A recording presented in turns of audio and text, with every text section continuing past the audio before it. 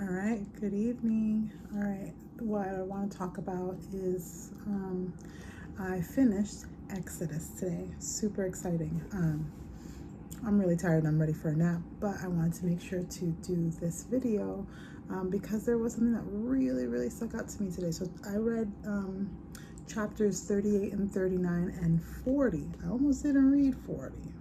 Forgot there were even 40 chapters in Exodus. So I was able to conclude because I just kept going. But 38 talks about the altar for sacrifices. What we know from a few chapters before is that 37, it reminds us that Bezalel, yeah, that's how I think we say it. Bezalel was gifted by God. He had these talents in this area where he then became like the overseer, the craftsman to create many, if not most, of the things that were built for the temple.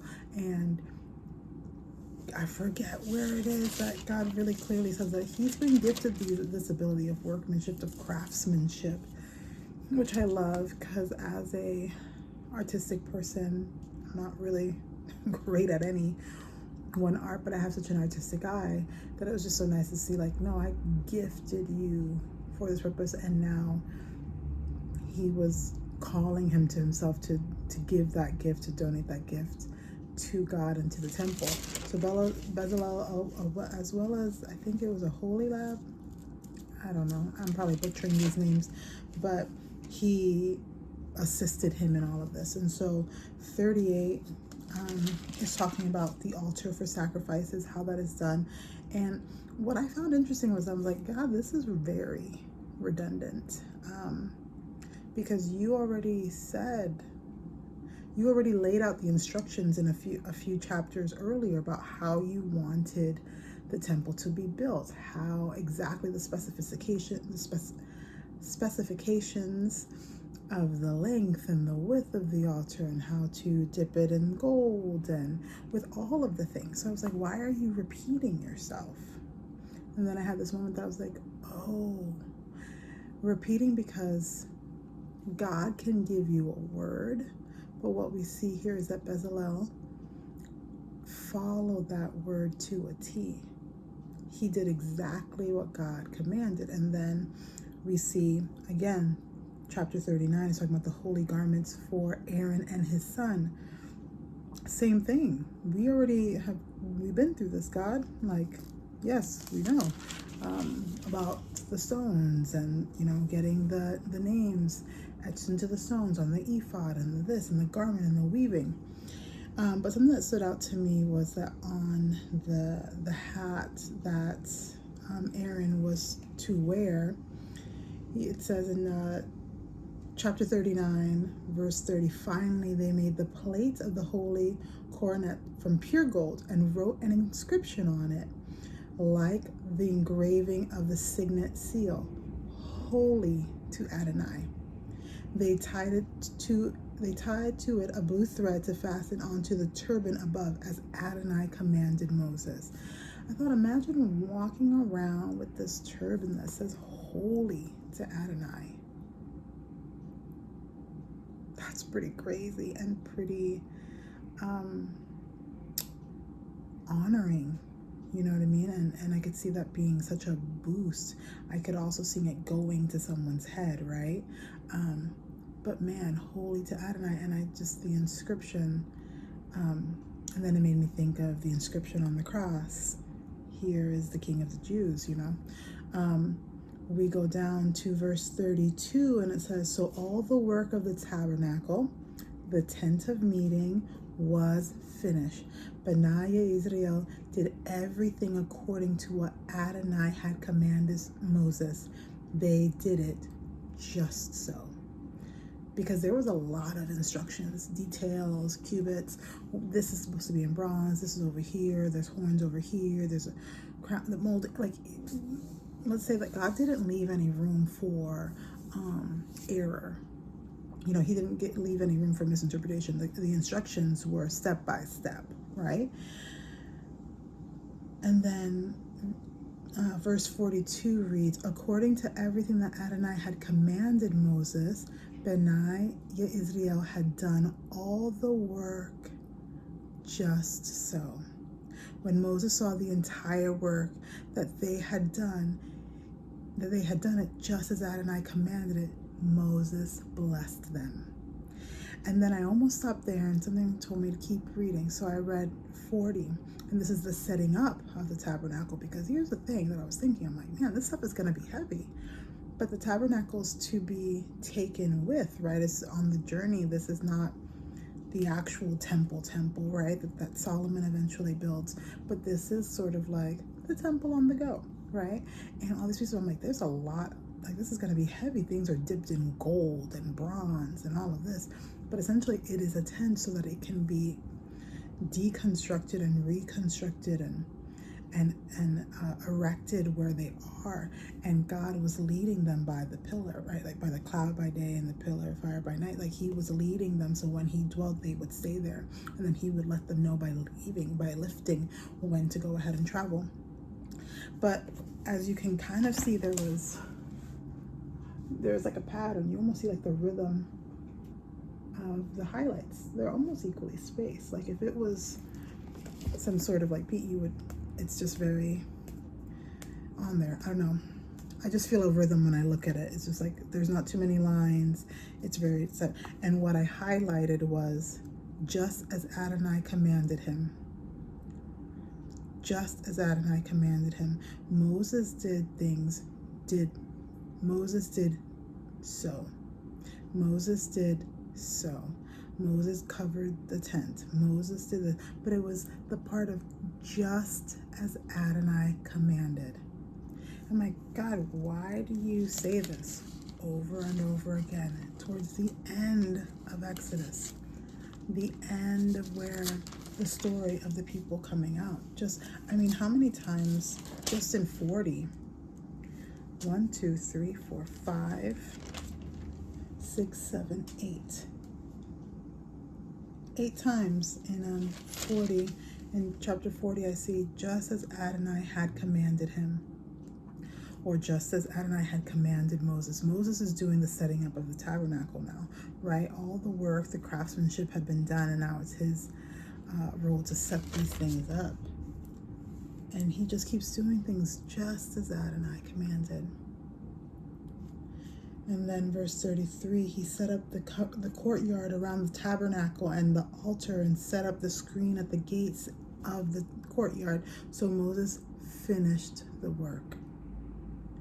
Then the cloud covered, this is verse 34, then the cloud covered the tent of meeting, and the glory of Adonai filled the tabernacle. Moses was unable to enter the tent of meeting because the cloud resided there, and the glory of Adonai filled the tabernacle. Verse 36, now whenever the cloud was taken up from the tabernacle, Benai Israel went onward throughout their journeys. But if the cloud was not taken up, they did not move until the day that it was.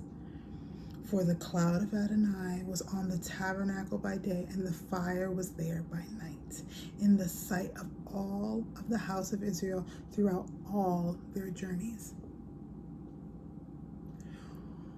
What would happen if we did just as Adonai commanded?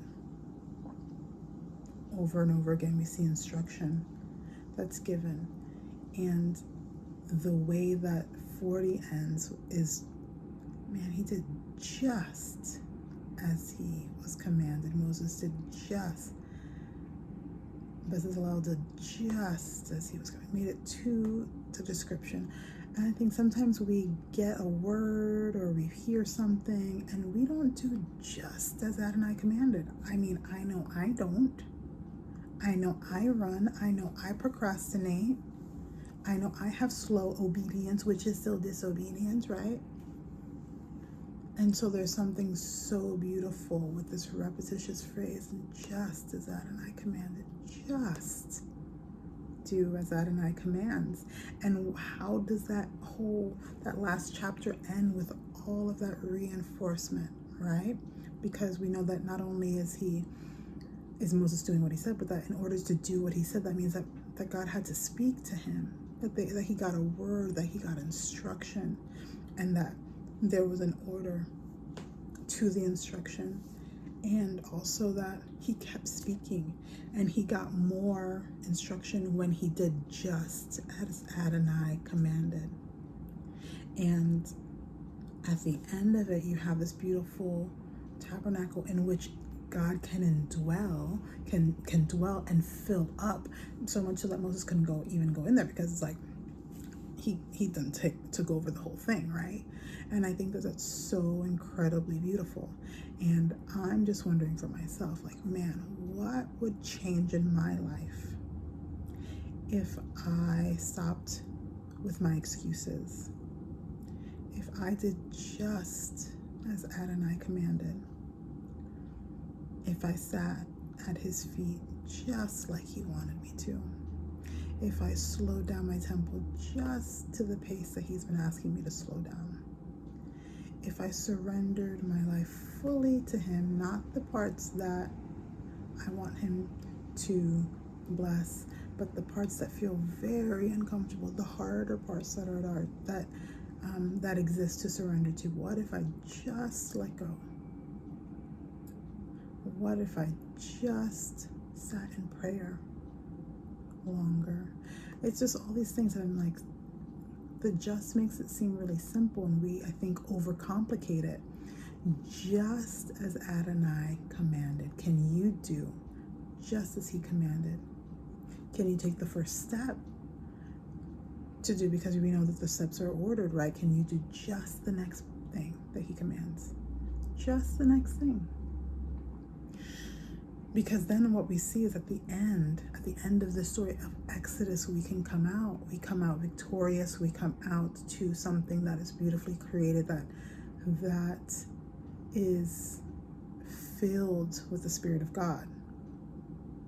We come out and there is this beautiful place where God can reside with us and he wants to work through us, and he's asking us to just do what we were asked, what he commanded us to do.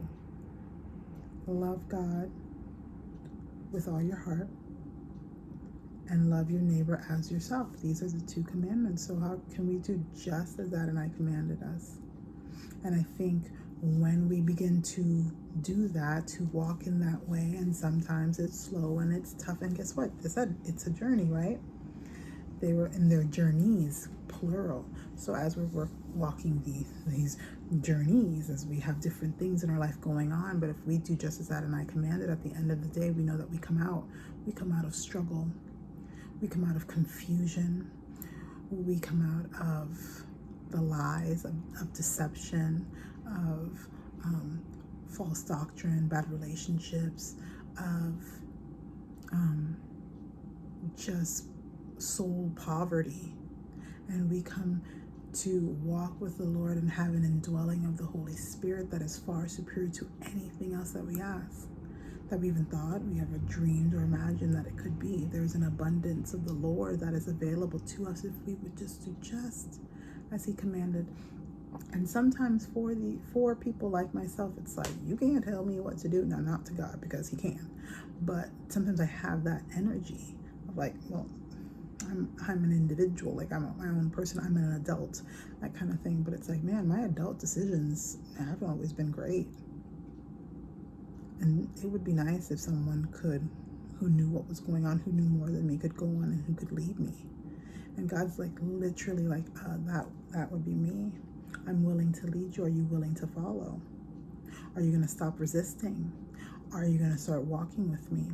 Because I have something for you that is so great, that is so much better than what you could have asked for. And we resist so much. So as I just close, and it's been a little redundant, and I think that it's worth repeating. Do just as Adonai commanded, because at the end of the day, when you're doing just what he commanded, it means that your focus is fully on him. And while for some people that can seem a little bit like, in fleshly, earthly ways, that can seem a little selfish, but what's great is that God's saying, no, When you focus on me, you tune out all these other things. So when you have your focus like a camera, your focus is straight on here, everything else in the peripheral gets a little bit more blurry. It's not that you don't see these things. Not these things that are close are not important, but that's not where the focus is. And when you change your focus, when you look, when you allow the wind, when you see the wind and you allow the wind to distract you, then that's when you stop walking on water. That's when you realize, oh wait, I'm not supposed to be doing this. But if you lock eyes with Christ, then you're not even aware. The things that you're doing are almost supernatural because they're antithetical to who you are in the moment, or maybe how you grew up. The way you think of yourself has never been done in your family, and you can break patterns and curses and bring blessing to yourself and to others by keeping your focus straight on Christ, because he's the one who brings us out. And as this is Holy Week, we know that what's going to happen. And so I just felt so good to finish this book and be moving on to the law. It's crazy. God's word is amazing. I hope you enjoy it. Comment, let me know what you think. These were Exodus 38, 39, and 40. Okay, bye.